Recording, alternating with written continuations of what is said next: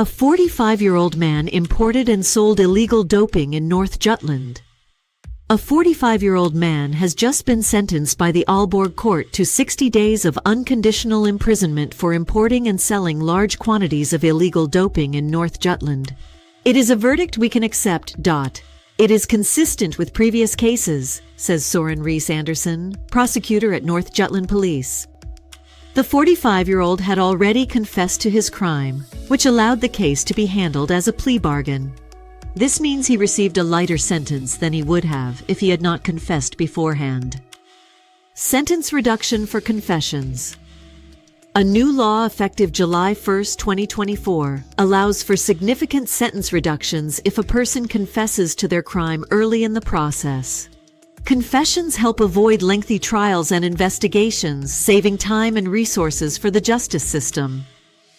On October 30th, 2024, the 45-year-old was found in possession of no less than 12,102 doping units at an address in Sejlflod. In addition to the thousands of doping units, he was also found with the medications alprazolam and diazepam. The 45-year-old was convicted both for importing the illegal doping units into North Jutland and for distributing the doping to a large number of people for significant payment, as stated in the Penal Code. On other news, authorities urge Copenhagen sex workers to report following recent robbery. Incident after a recent robbery case involving sex workers in Copenhagen. Police are encouraging those affected or with information to come forward. The appeal aims to ensure the safety of the community and assist in the investigation. Police urge Copenhagen sex workers to report following series of robberies. A recent robbery targeting a sex worker in Copenhagen has raised concerns within the community and prompted police to call on other sex workers to come forward if they have experienced similar crimes. Police Commissioner Poul Hansen emphasized the seriousness of the situation in an official statement. We have reason to believe that the group responsible for these crimes has committed or attempted several robberies beyond those we currently know about. It is important that anyone affected comes forward so we can fully investigate and prevent further incidents. The case involves two men, aged 18 and 23, who have been taken into custody on suspicion of robbing a sex worker in the Valby area of Copenhagen. Further investigation revealed that on the same evening, these suspects attempted multiple robberies targeting other sex workers across different locations in the city. Despite the mounting evidence, both men deny the charges against them. Authorities stress the importance of cooperation from the sex worker community to help ensure their safety and bring perpetrators to justice. If you or someone you know has been a victim of robbery or assault, the police encourage you to report it immediately. In another drug case, man sentenced to 14 years in prison. A 33-year-old man has been sentenced to 14 years in prison in a major drug case from northern Jutland. The man had a coordinating role and was responsible for receiving and redistributing nearly 80 kilograms of cocaine in the Aalborg area, according to Ritzau. The 33-year-old confessed in court and has therefore received a reduced sentence, says Special Prosecutor Kim Christensen from the North Jutland Police. In addition to the sentence, the man had a couple of Rolex watches, more than 300,000 Danish kroner in cash, and a car confiscated. The car had a hidden compartment where money was concealed. Several others have been remanded in custody in connection with the same case, the prosecutor states. Irish band divides opinions with concert that turned into Palestine. Demonstration during a recent performance at Roskilde Festival. An Irish band's concert unexpectedly shifted into a political demonstration in support of Palestine, causing mixed reactions among attendees and festival organizers alike. According to one festival goer, the activists' chants and messages were far beyond the limit and disrupted the concert experience.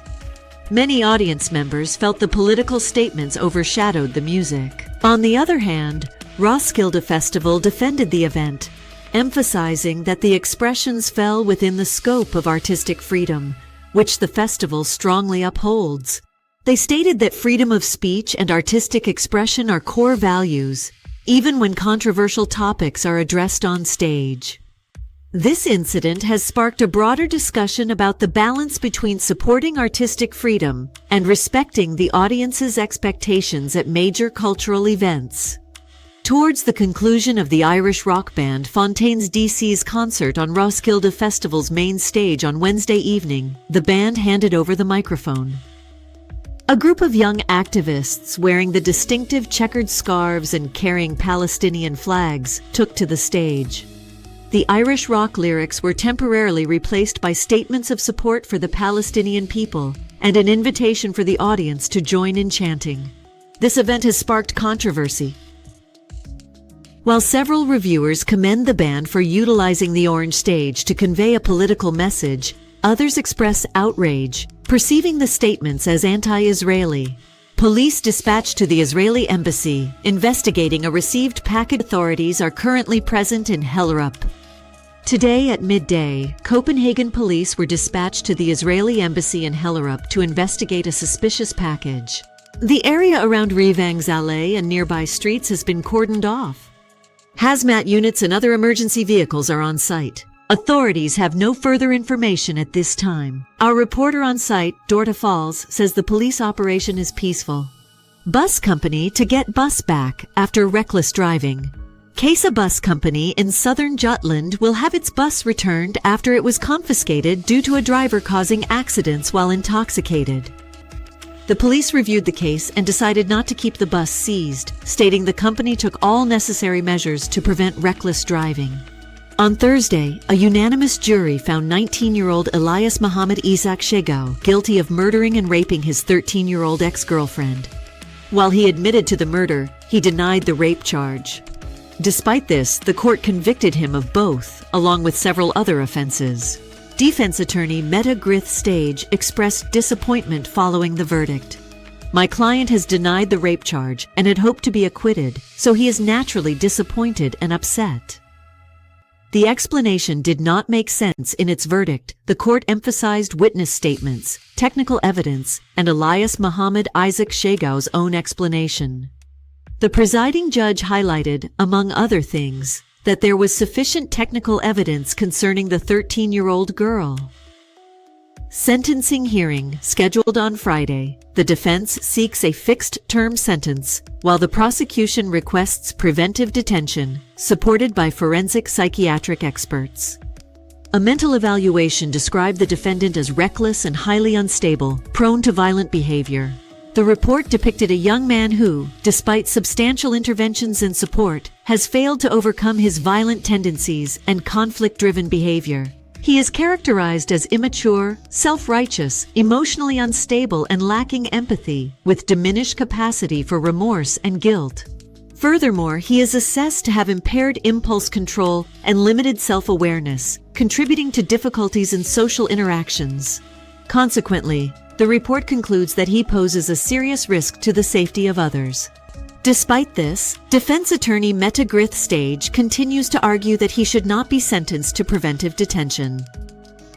More drunk driving accidents in the summer. Organization warns of a serious problem. Summer is not only the peak season for festivals and barbecues, but also for alcohol-related traffic accidents. According to a press release from the Danish Road Safety Council, 3 out of 10 serious traffic accidents involving alcohol occur during the summer months of June, July, and August. The organization warns that this rise in accidents is a serious problem and calls for increased awareness and preventive measures. Summer is marked by barbecues, festivals, and social gatherings, where many partake in alcohol during the long evenings. Unfortunately, this also results in some individuals driving under the influence, which constitutes a serious problem, stated Jakob Boving Arendt, CEO of the Danish Road Safety Council. Between 2020 and 2024, 985 individuals were either killed or seriously injured in alcohol-related traffic accidents. Nearly one-third of these incidents occurred during the summer months, according to data from the Danish Road Directorate, as reported in the press release. Other stories, not just in the forest. Ticks are spreading to urban green areas. Ticks are no longer confined to forests and rural areas. According to experts, these disease-carrying parasites are increasingly being found in city parks, gardens, and other urban green spaces. This shift means that even those spending the summer in urban environments, far from woods or countryside, may still be at risk of tick bites. Warmer weather, changing ecosystems, and increased wildlife in cities are contributing to the spread. Health authorities advise the public to remain cautious, wear appropriate clothing, and check for ticks after spending time outdoors, even in the city. Ticks are not only found in forests, but also in urban green spaces like parks and cemeteries. René Bodker, senior researcher at the University of Copenhagen, explains that migratory birds and animals like foxes carry ticks into cities, making urban areas a risk for tick bites. Nature Guide. Check for an extra freckle. The tiny tick has once again become a focus this summer due to increased public awareness. Earlier this week, reports highlighted growing concerns about tick-borne encephalitis, TBE, a serious illness transmitted by ticks. This fear has led many people to seek vaccinations as a precautionary measure.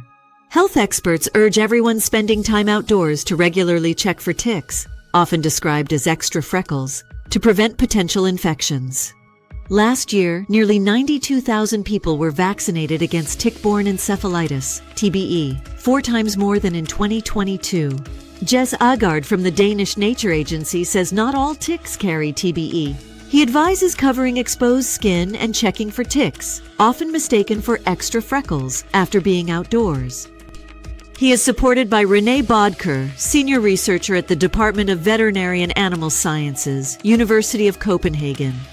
The best thing to do is to remove the tick as soon as you see it, then mark the bite area with a pen, he advises. This way, you can monitor whether the bite develops signs of illness. Tick-borne encephalitis, or TBE, is a viral infection caused by a flavivirus. Many infected people may not show symptoms, so some cases go unnoticed. In Denmark, TBE has mainly been found on Bornholm for over 50 years. Since 2018, cases have also appeared in other areas like Tisvilde and parts of Zealand. Ticks are most active from May to October, with the highest infection risk between July and September. To learn more about symptoms, visit the Statens Serum Institute website. Festival fever spreads, and so does ticket fraud. Linda was tricked into transferring money. As the summer festival season heats up, so does the problem with ticket fraud. Many festival goers attempting to purchase tickets from private sellers have unfortunately been scammed. Linda is one of several victims who were tricked into transferring money for tickets that never existed. Authorities warn the public to be cautious when buying tickets privately and recommend using official channels to avoid falling prey to fraud. Festival season is in full swing and ticket fraud is rising. Police have warned about scams, especially around the sold-out Niba festival, as many try to buy tickets privately. But it can end badly, as it did for Linda Leafs, who was trying to buy an extra ticket so she could bring her friend to the festival. I made a post in a Facebook group looking for a ticket. A girl who seemed very nice replied that she had one for sale, Linda says. Unfortunately, the ticket never existed. Linda was tricked into transferring money but never received the ticket. Authorities warn the public to be cautious when buying tickets through private sellers and advise purchasing only from official sources to avoid fraud. Police warn about ticket scams. Avoid buying concert tickets on Facebook. The woman privately told Linda to use Nibe Festival's official ticket site, claiming it was secure. This gave Linda false confidence, so she shared her email. Shortly after, Linda received an email with the festival's logo, stating a 50 kroner extra fee.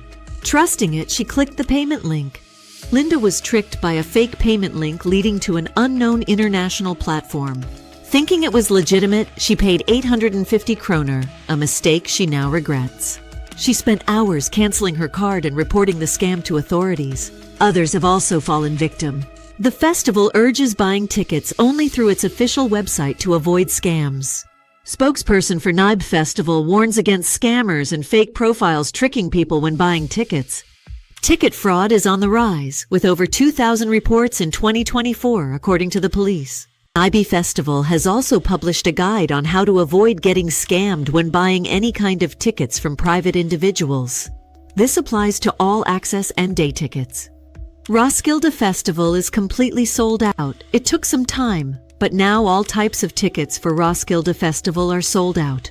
This is stated on the festival's official website. Thanks for watching InfoNews Media TV.